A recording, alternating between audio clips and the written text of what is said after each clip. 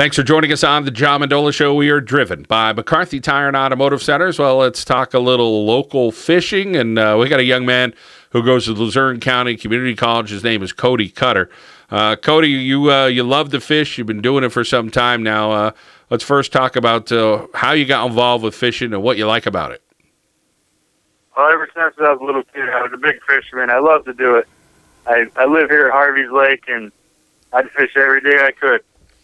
And a local guy who had a boat invited me to go on his boat with him in a couple of bass tournaments. So I fished a couple of tournaments, and immediately I was hooked on it. I had a lot of fun doing it. So after that, I started, I was young, but I wanted to buy a boat so I'd be able to fish the tournament. And a few years later, I found one and bought one, and I started fishing locally just for fun, and I had some success doing it. Well, just 20 years old, so you're starting young. It seems like you're really into it. Let's talk a little about not only fishing locally. So there's some tournaments locally, Harvey's Lake, Lake Wallenpaupack, things like that. You've won some at Harvey's Lake, so you're a competitor, that's for sure. Talk about fishing outside of the area, what you're able to do, and some of the tournaments that you've been in. Well, this year I just started fishing the FLW BFL, and my first one at the Potomac River, I finished 6th place and cashed a check in it. So I kept going as the year went on. The next one was at the Potomac River again, and I got another check in that tournament. I finished 26th out of about 120. So right then and there is when I really started fishing up in the bigger league, the bigger tournaments.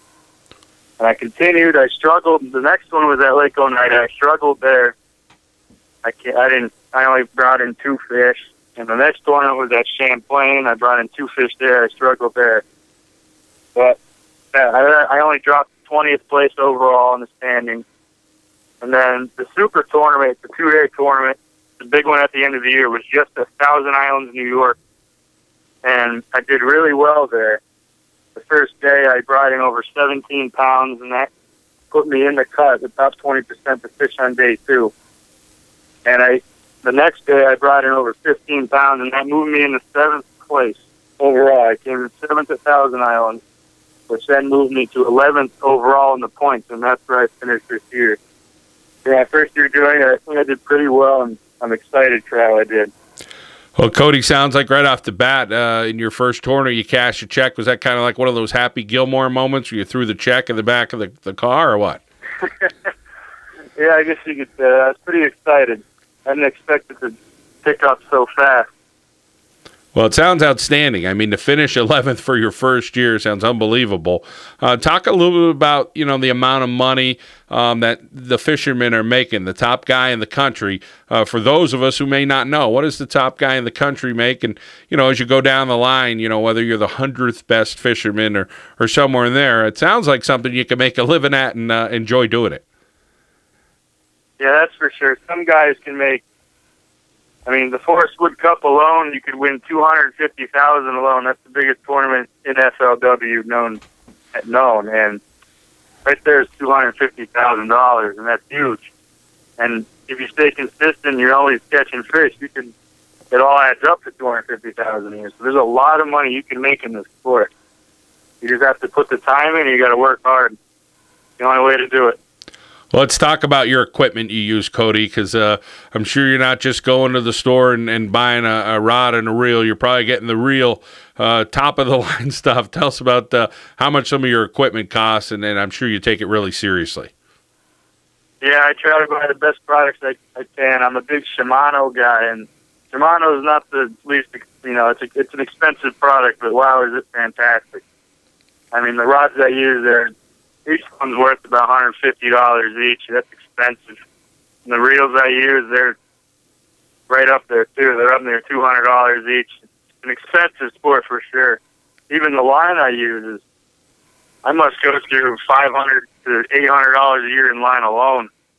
So it's not it's a very expensive sport. So it's nice to make money as you go, so you can keep buying equipment and stuff going away. We're talking with Cody Cutter, who is a local fisherman who kind of burst onto the scene of the FLW. And Cody, you need a little bit of support. Of course, I know you get some family support, but also some local businesses that help out. Talk about some people that have kind of got behind you and said, hey, we like this guy, and we like what he represents right now when he's fishing. Yep, I have some family support. My father owns Athletic Image Sporting Goods in Wilkes-Barre, and he helps me a lot, big time. Without him, I wouldn't be able to fish all these tournaments. He's a huge help. Also, Lawmire's Landing at Harvey's Lake. Whenever my boat has an issue, I take it right to him, and he has it done in a day or two. It's huge to have my boat fixed that fast. Also, Dallas Sporting Goods helps me out a bit. If I need tackle, he can give it to me, or he sponsors me with money. He's a great guy over there, and he's always helping me out. Cody, it seems like right now you're kind of living the dream. You're going to Luzerne County Community College, and of course, you said you're studying business management when you and I talked earlier this week. Tell us about concentrating on school, but I'm sure the fishing is just the joy right now. But I'm sure your dad's probably in your ear. Make sure you get your job done with school. Yeah, I'm trying to get school over as fast as I can. I really didn't know what I wanted to do until just this year. I went for general studies, but I took a semester off to slow down and figure out what I really wanted to go to school for. So I decided business management because I want to be a sales rep, and I'd love to sell fishing equipment to retail stores.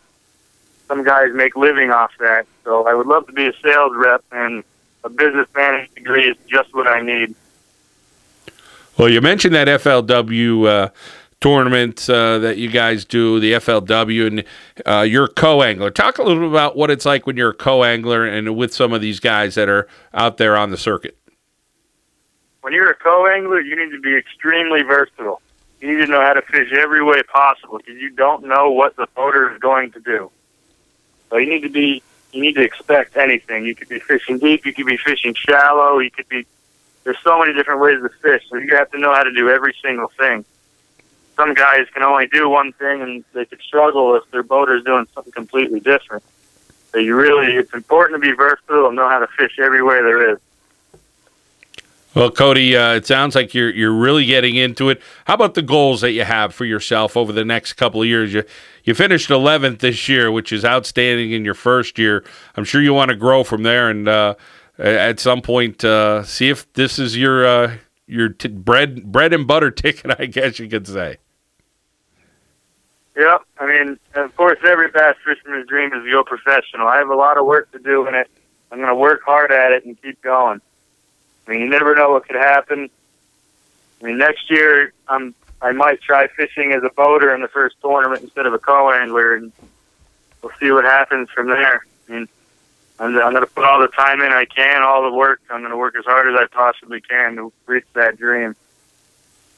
When you talk about the work ethic as a fisherman, a professional, is it mostly experience that you're out there and you're learning?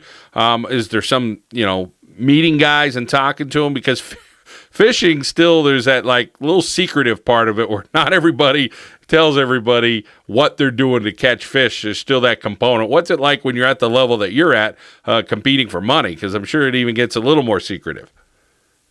Oh, yeah. People will tell you all this different stuff. It's pretty hard to believe everything they say unless you honestly know the person really well, because anything you hear from any guy in these tournaments, you shouldn't really believe, because when money's on the line, no one is going to tell you the truth. So I don't really rely on other guys of what's going on with the fish. I like to do my own type of work. I'll go out and actually try to find the fish myself. So, I mean, I like to work hard at it. I don't like taking info from other fishermen. I like to go out and do it myself. Is there much of a science to it? I mean, whether it's involving the weather or, the water temperature, those things, do those things come into factor? Big time. You have to know the water temperature at all times.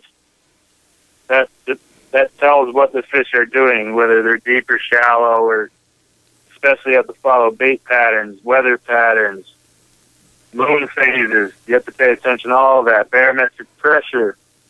You know all that, that'll make you a much better fisherman. You have to know the behavior of the fish and the science of the fish. very important to be a good fisherman. Well, before the next time I try some fishing, I'm going to give you a call to get my knowledge down so I'm not going out there and wasting a few hours, that's for sure. Cody Cutter, it's great catching up with you and talking with you. And, hey, we look forward to talking with you another time. And we wish you the very best at living your dream here in northeastern Pennsylvania and maybe across the country. All right, thanks a lot, John. Thanks for having me. Cody Cutter, he's fishing in some local tournaments, and, of course, the FLW had a sensational first year. We wish him well here on the John Mendola Show. We are driven by McCarthy Tire and Automotive Centers.